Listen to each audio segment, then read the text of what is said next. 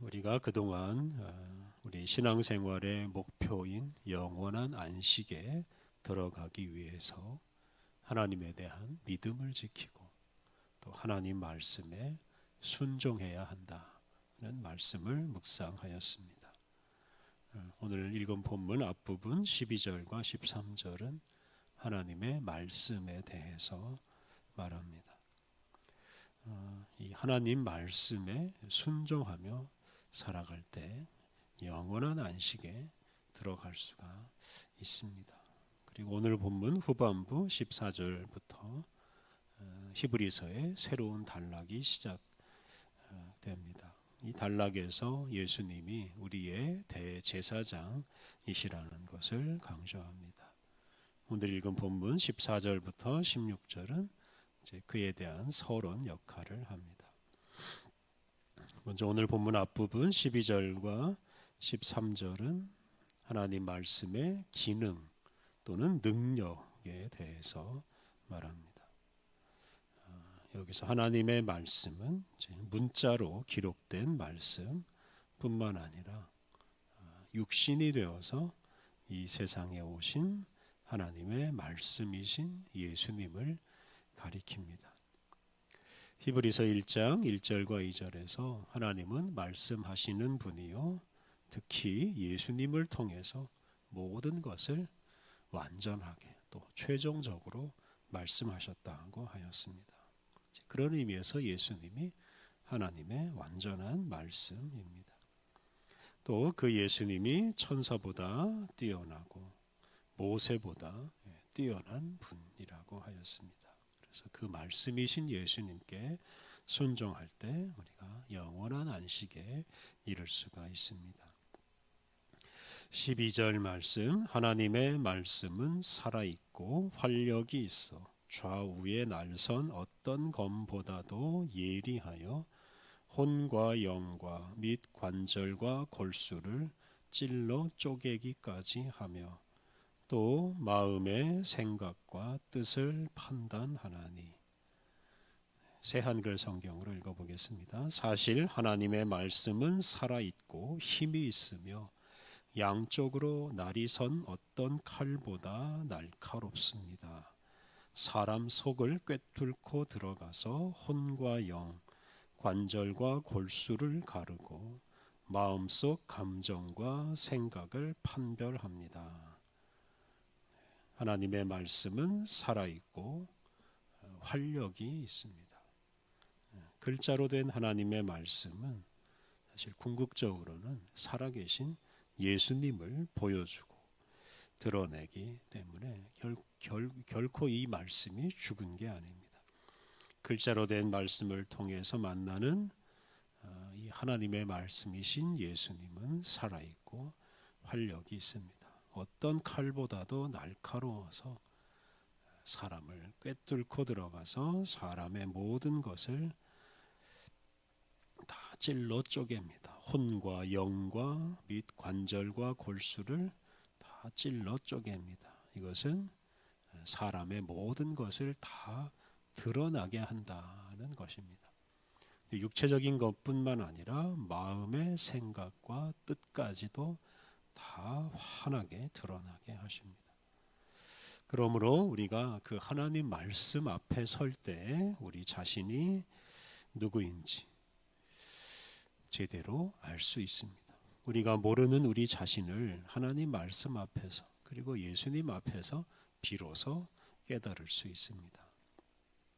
13절 지으신 것이 하나도 그 앞에 나타나지 않음이 없고 우리의 결산을 받으실 이의 눈 앞에 만물이 벌거벗은 것 같이 드러나느니라.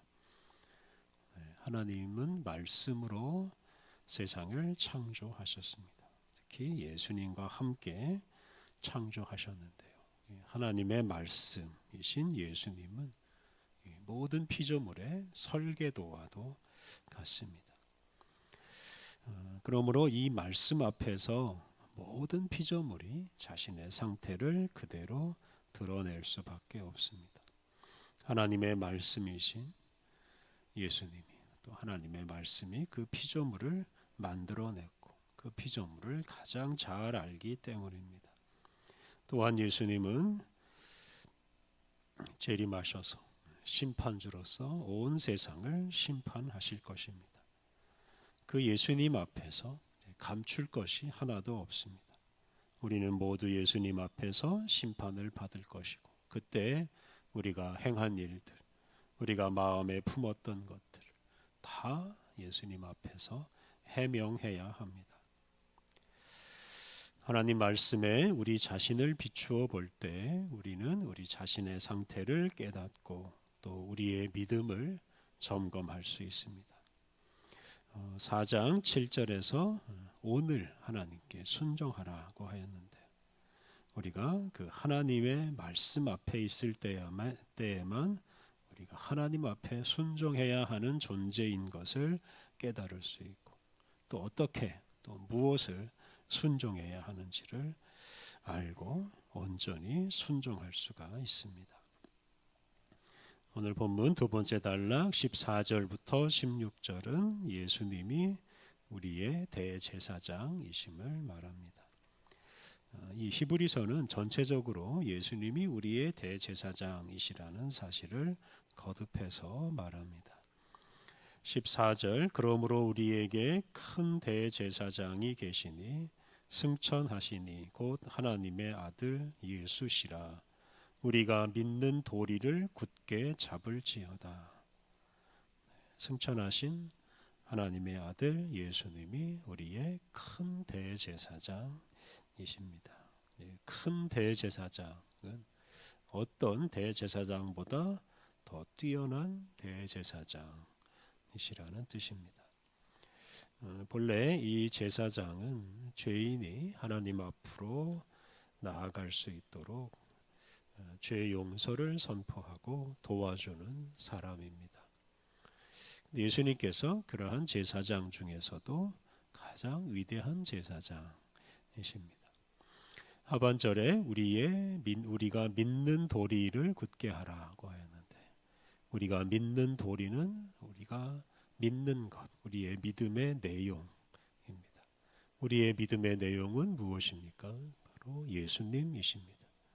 우리는 예수님을 믿습니다. 특히 예수님이 우리의 대제사장이 되셔서 우리를 하나님 앞으로 이끌어 주신다고 믿습니다. 우리가 이 믿음을 굳게 해야 합니다. 예수님이 우리의 대제사장이심을 굳게 믿고 살 때 박해를 이겨내고 영원한 안식에 도달할 수 있습니다.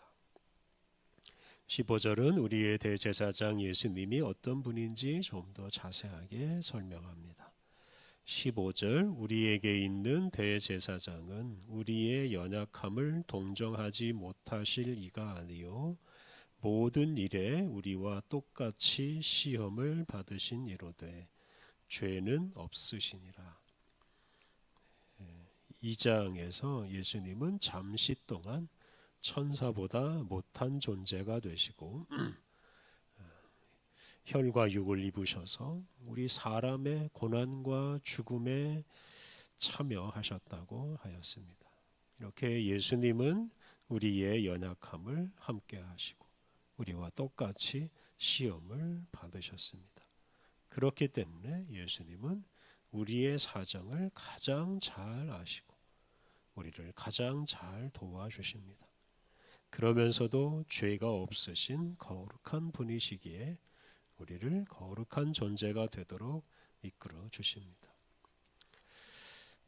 결론적으로 우리는 이러한 예수님 앞에 나아가서 예수님의 은혜를 받아 누려야 합니다. 16절, 그러므로 우리는 긍휼하심을 받고 때를 따라 돕는 은혜를 얻기 위하여 은혜의 보좌 앞에 담대히 나아갈 것이니라.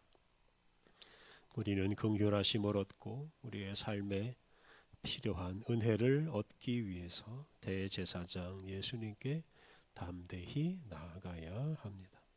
연약한 우리는 예수님의 긍휼과 도움 없이는 살 수 없습니다. 예수님이 우리의 대제사장이시기에 능히 우리를 도우시고 우리에게 필요한 은혜를 주실 것을 믿고 날마다 대제사장 예수님께 나아가야 합니다. 이 히브리서는 성도들이 박해를 받을 때 성도들을 격려하고 성도들에게 용기를 주기 위해서 기록된 말씀입니다. 우리의 신앙생활이 늘 편안하고 즐거울 수는 없습니다. 신앙생활하는 우리 앞에 자주 어려운 일들, 시험이 닥칩니다. 그러한 때 우리가 어떻게 살아야 하겠습니까? 무엇보다 하나님의 말씀을 따라 살아야 합니다. 하나님의 완전한 말씀이신 예수님께 순종하며 살아야 합니다.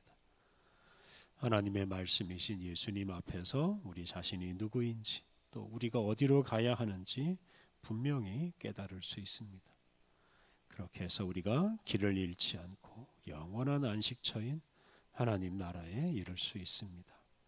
그리고 박해의 때에 우리에게 필요한 은혜를 베푸시고 모든 어려움을 이길 수 있는 능력을 주시는 큰 대제사장이신 예수님께 나아가야 합니다. 큰 대제사장 예수님이 능히 우리를 모든 어려움과 시험에서 벗어나게 하실 것입니다. 하나님의 말씀이요 대제사장이신 예수님의 은혜를 입어서 우리의 신앙생활을 방해하는 모든 것들을 다 이겨내고 하나님 나라를 향해 날마다 나아가야 하겠습니다. 함께 기도하겠습니다. 하나님, 우리에게 영원한 주님의 말씀이시요 대제사장이신 예수님을 선물로 주시니 감사합니다. 우리가 예수님 앞에서 우리 자신과 우리 인생의 목표를 분명히 깨닫게 하옵소서. 예수님이 베푸시는 은혜를 충만히 받아서 모든 시험과 어려움을 이겨내고 길을 잃거나 중단하지 않고 영원한 하나님 나라를 향해 날마다 나아가게 하옵소서. 은혜가 풍성하신 하나님, 우리에게 또 새로운 날을 주시니 감사합니다. 우리 안에 있는 염려와 두려움들은 다 내려놓게 하시고 오늘도 우리와 동행하시는 주님과 함께 주님이 주시는 기쁨을 힘입어서 오늘도 우리에게 주어지는 모든 일을 잘 감당하고 모든 사람을 사랑하며 주의 뜻을 이루게 하옵소서. 오늘 모든 일정을 주님께 의탁하오며 예수님의 이름으로 기도드립니다. 아멘.